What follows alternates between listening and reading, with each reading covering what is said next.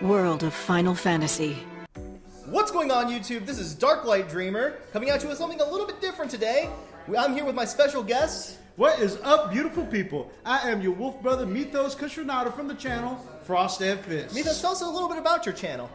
I run a wargaming channel for tabletop wargaming with my partner, the main man, Imperial Fist Freak, and we have a specialty in Warhammer 40k. So what we do is we do some battle reports, we have sit-and talks, talking about how to get into the game on the cheap, talking about how to do certain things like basing materials or airbrushing. Basically, hobby hacks that will get you into the game. Awesome, awesome. If you guys are into Warhammer 40k, I'll leave links to their channel down below. We wanted Freak to be in this video as well, but he was held up due to excruciating circumstances. Extenuating circumstances. Extenuating circumstances. So, yeah, so today we are going to be unboxing World of Final Fantasy, the Collector's Edition. I'm a big fan of the Final Fantasy series. I hear from a reliable source that you are also a big fan of the Final Fantasy series. I am definitely a huge fan of Final Fantasy Tactics, Final Fantasy 2/4, 3/6, and then my favorite, Final Fantasy 7. In fact, I always wanted to be one of the Turks in Final Fantasy 7. And then, of course, my second favorite, Final Fantasy 12, because I always wanted to be Balthier, and Fran just happens to be a sexy bunny lady. Fran is very sexy, and Balthier actually, Mythos is actually a little bit like Balthier, I think.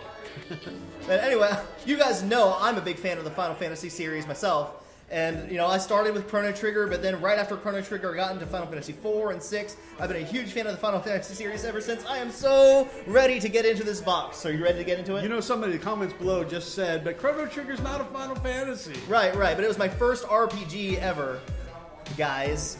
Okay?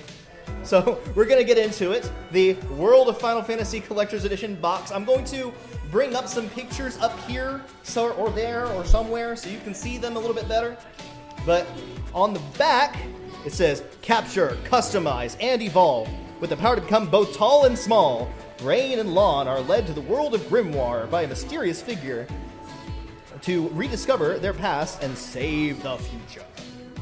If you want to know more about the story and what the game is like, check down in the links below because my man Darklight has a What's the Skinny video on World of Final Fantasy. Yeah, so if you want to know more about World of Final Fantasy but don't know much about it, I give you the whole rundown. He really does a great job breaking it down for you. So, we're not here to talk about the story, we're here to talk about what's in this box.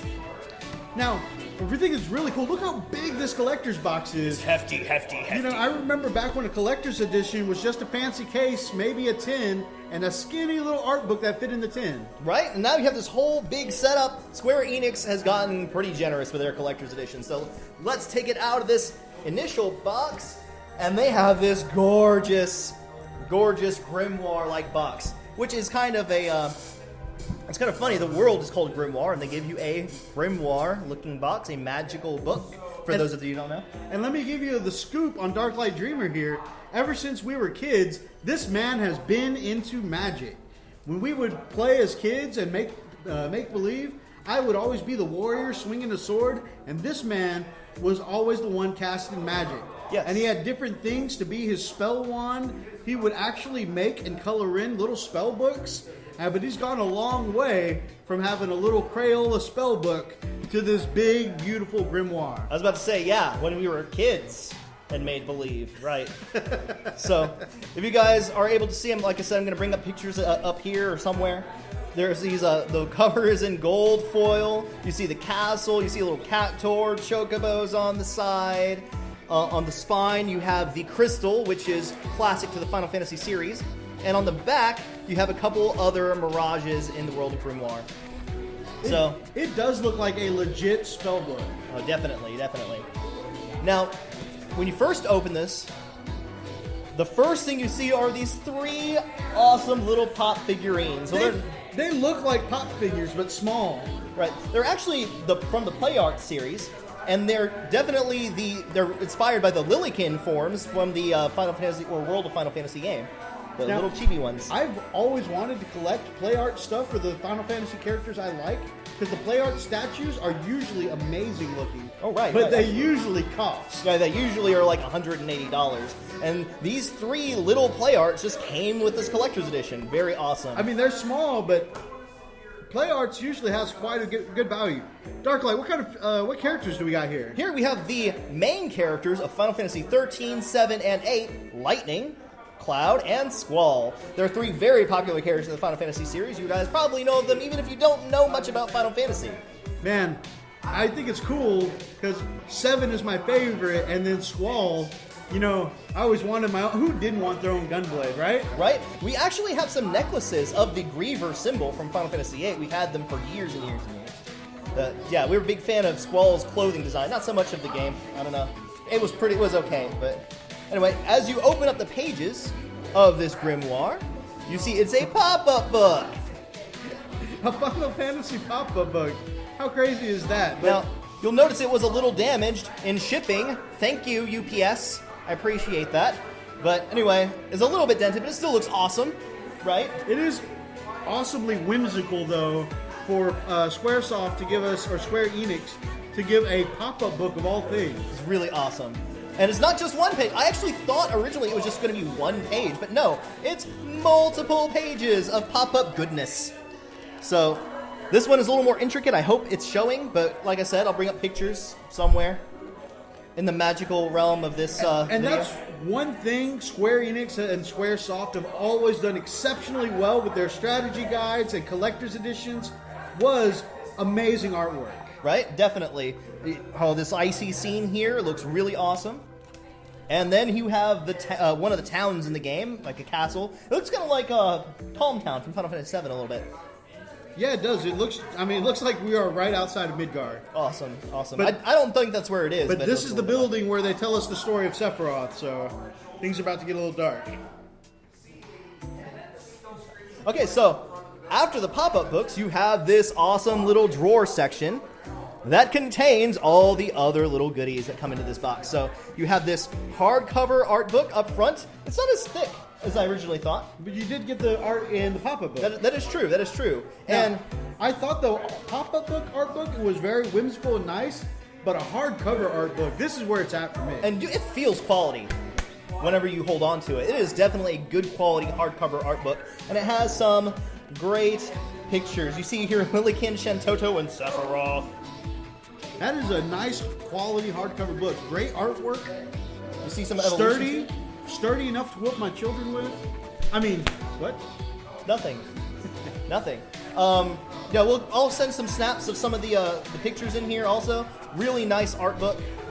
Here you have the Day 1 edition PS4 game. That's awesome. Why is it called Day 1? Because I pre-ordered it and I got it Oh, on right, the right. first day. But it came with some DLC codes also. I'm not going to open this up yet, but it also comes with some DLC codes for a Sephiroth summon, which you guys can check out in my What's a Skinny video, a White Chocobo, a Glow Moogle, and a Red Bonnet Berry, who's like a Red Riding Hood Tonberry. So that's cool. And what do you do with these Mirages, Mythos? You've watched the video. You stack them, right? Yeah, you use them you capture like Pokemon. It's Final Fantasy Pokemon, and you can have Tonberry and a Moogle at your command, and many, many other Mirages. After that, What if you summon a Tonberry and he stabs you? that's not good. Maybe you didn't have enough badges. So, also, at the very last thing, you get this awesome World of Final Fantasy soundtrack in a hard case. I've noticed in a lot of collector's editions nowadays, you just get a sleeve for your soundtrack. But this has a legit case. The fact that you get Final Fantasy music with the collector's edition, that's awesome. Definitely. And you see the little, figure Mirages and Lillykins here in the spine. It's really impressive looking. And the art on the back, I'm going to leave a picture somewhere in video world here. But yeah, the artwork on the back looks great too. That's awesome. So yeah, that is everything that comes in this box. Alright, so do you think this collector's edition was worth it, Mythos? You know, looks like a lot of loot. How much was the collector's edition? It was pretty pricey. It was like $150 or something like that. So yeah, it was steep. But it is a lot of loot, and if you're into artwork, you're into collecting pops and figures of the things you like, you're into the soundtracks to your favorite games, I think it's totally worth the price. Yeah, definitely. Actually, I think it was more like $120. I'll put an edit down below I'll let you know the exact price of what I paid for this.